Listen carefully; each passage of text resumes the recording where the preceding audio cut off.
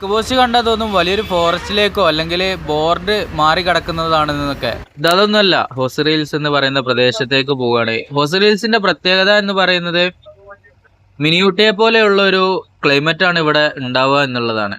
പല സാഹചര്യങ്ങളും പല രൂപമാണ്. അത് മിനിയൂട്ടിലും അതുപോലെയാണല്ലോ. അങ്ങനെ ഇവിടെ നിന്ന് നമുക്ക് 100 രൂപയുടെ ടോക്കൺ എടുത്തിട്ട് വേണം കാറിന് കയറി പോകാനായിട്ട്. ബൈക്കാണെങ്കിൽ 50 രൂപ എന്നുള്ളതാണ്. മുന്നേ ഇവിടെ വന്നപ്പോൾ ഇതുപോലത്തെ സെറ്റപ്പ് ഒന്നും കാണാൻ സാധിച്ചിട്ടില്ല. ഇപ്പോ ഇങ്ങനെയുള്ള സെറ്റപ്പുകളൊക്കെ ആയിട്ടുണ്ട്.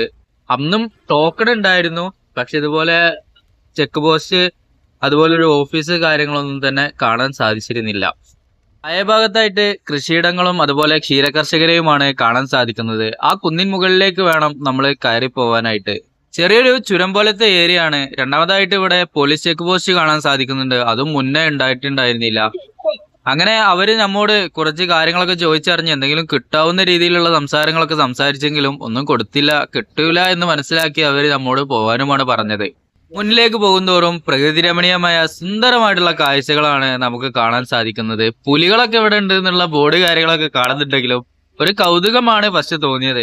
ഉണ്ടോ ഇല്ലയോ എന്നുള്ള സംശയത്തോട് കൂടിയിട്ടാണ് നമ്മളിങ്ങനെ മുന്നോട്ട് പോയിക്കൊണ്ടിരിക്കുന്നത്. അങ്ങനെ പോകുമ്പോഴാണ് കുറച്ച് കുരങ്ങന്മാരൊക്കെ കാണാൻ സാധിക്കുന്നുണ്ട്. ഒരു ക്ഷേത്രം കാണാൻ സാധിക്കുന്നുണ്ട്. ആന്ധ്രാപ്രദേശിലെ അണ്ണമൈ ഡിസ്ട്രിക്റ്റിലാണ് ഹൊസറി ഹിൽസ് എന്ന് പറയുന്ന പ്രദേശം സ്ഥിതി ചെയ്യുന്നത്. മടനപ്പള്ളി എന്ന് പറയുന്ന വലിയൊരു ടൗണിനോട് ചാരിയിട്ടാണ് ഈ ഒരു സ്ഥലം വരുന്നത്. നമ്മളങ്ങനെ മുകളിലായി എത്തിയിട്ടുണ്ട്. ഇവിടെ ഇങ്ങനെ ഒരു ചർച്ച് കാണാൻ സാധിക്കുന്നുണ്ട്. ഗസ്റ്റ് ഹൗസ് എന്നും എഴുതി വെച്ചിട്ട് കാണാൻ സാധിക്കുന്നുണ്ട്. അങ്ങനെ രണ്ട് സൈഡിലേക്കും തിരിയുന്ന വഴിയാണ് നമുക്ക് കിട്ടുക.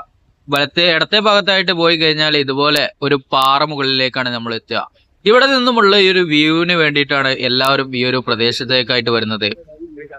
ഇപ്പോ ക്ലൈമറ്റ് നമുക്ക് അനുസരിച്ച ഒരു കൂളിംഗ് ക്ലൈമറ്റ് അല്ലാത്തത് കൊണ്ട് തന്നെ വലിയ കോടമഞ്ഞും കാര്യങ്ങളൊന്നും തന്നെ കാണാനും അതുപോലെ ആളുകളൊക്കെ തന്നെ കുറവായിട്ടുമാണ് ഇവിടെ കാണാൻ സാധിക്കുന്നത്. അങ്ങനെ മാലിക്കിനെ നമ്മളവിടെ പാർക്ക് ചെയ്ത് ആ ഒരു പാർക്കിംഗ് ചെയ്തതിന്റെ ബാക്കിലായിട്ട് കുറെ റിസോർട്ടുകൾ കാര്യങ്ങളൊക്കെ വരുന്നുണ്ട്. ഫുഡ് ഹബ്ബുകൾ വരുന്നുണ്ട്.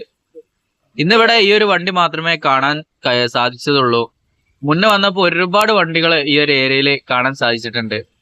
ഹിൽസിന്റെ ഒരു ശിഖരമാണ് ഈ കാണുന്നത്. മറുവശത്തായിട്ട് വേറെയും ഒരുപാട് ഫുഡ് ഹബ്ബുകള്, ഫുഡ് കോർട്ടുകള്, കോട്ടേജുകൾ എല്ലാം തന്നെ കാണാൻ സാധിക്കും. ഈ ഒരു പാറമുകളിലാണ് ഇവിടുത്തെ ഏറ്റവും വലിയ ഒരു ഹൈലൈറ്റ് പ്രദേശം. ഇവിടെ നിന്നും കാണുന്ന ഈ ഒരു മലനിരകളും കാര്യങ്ങളും കോടമഞ്ഞ് നിറഞ്ഞൊരു ക്ലൈമറ്റും ഒക്കെയാണ് ഇവിടുത്തെ ഒരു രസകരമായിട്ടുള്ള ഒരു കാലാവസ്ഥ. ഞാൻ രണ്ടാമതും ആ ഒരു കാലാവസ്ഥയ്ക്ക് വേണ്ടിയിട്ടാണ് വന്നത് എങ്കിലും നമ്മളെ തെറ്റിച്ചുകൊണ്ട് ഇവിടുത്തെ ക്ലൈമറ്റ് മാറിപ്പോയിട്ടുണ്ട്. ചിലപ്പോ ഉച്ചനേരം ആയതുകൊണ്ടായിരിക്കാം വൈകുന്നേര സമയങ്ങളിലും രാവിലെയും നല്ല കുളിര് കിട്ടാൻ ചാൻസ് ഉള്ള പ്രദേശമാണ് ഈ കാണുന്നത്. അറബിക് സ്റ്റൈലിലുള്ള ആ ഒരു ഷീറ്റ് വിരിച്ചിട്ട് പാചകം ചെയ്ത് കഴിക്കുന്ന രീതിയൊക്കെ ഇവിടെ നമ്മൾ സുലഭമായി കണ്ടതാണ് മുന്നേ വന്നപ്പോ.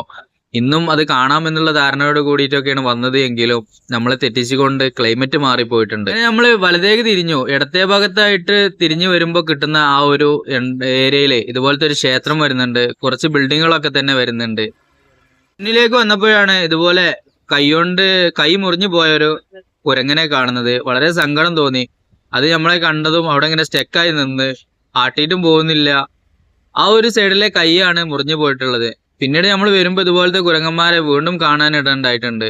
എന്തുകൊണ്ടാണ് ഇത് ഇങ്ങനെ സംഭവിച്ചത് എന്നൊന്നും മനസ്സിലാക്കാൻ സാധിക്കുന്നില്ല. കയറി പോകുമ്പോൾ കണ്ട ചർച്ച് ഗേറ്റിന്റെ ഉൾഭാഗത്തായിട്ടുള്ള കെട്ടിടമാണ് ഈ കാണുന്നത്. പഴമയിൽ അതിങ്ങനെ നിലനിൽക്കുന്നുണ്ട്. ചുറ്റുപാടും പുളിമരങ്ങളെ പോലത്തെ മരങ്ങളൊക്കെ തന്നെ കാണാൻ സാധിക്കുന്നുണ്ട്. നല്ല തണലും ഉണ്ടെന്ന് തോന്നിപ്പോകും. ഈ ഗേറ്റ് ഇവിടെ ക്ലോസ് ചെയ്ത് വെച്ചിട്ടുണ്ട്. മദ്യപാനം ഇവിടേക്ക് ഇപ്പോ അലോട്ടില്ല എന്നാണ് തോന്നുന്നത്. വളരെ വ്യത്യസ്തമായിട്ടുള്ള രീതിയിലാണ് ഈ ഒരു കുരിശിന്റെ നിർമ്മാണം. വളരെയധികം രസകരമായിട്ടുണ്ട് കാണാൻ. അങ്ങനെ നമ്മൾ തിരിച്ചിറങ്ങുമ്പോൾ മദനപ്പള്ളിയുടെ വിവിധ തരം ഭാഗങ്ങളൊക്കെ തന്നെ ഇവിടുന്ന് കാണാൻ സാധിക്കുന്നുണ്ട്.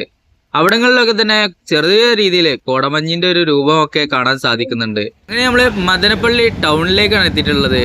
എത്തിയതും കാണുന്ന മനോഹരമായൊരു കാഴ്ചയാണ്. വെള്ളത്തടാകമാണ് ഈ കാണുന്നത്. അതിന്റെ ഒരു സൈഡിലായിട്ട് മനോഹരമായിട്ടുള്ള ഒരു പള്ളി കാണാൻ സാധിക്കുന്നുണ്ട്.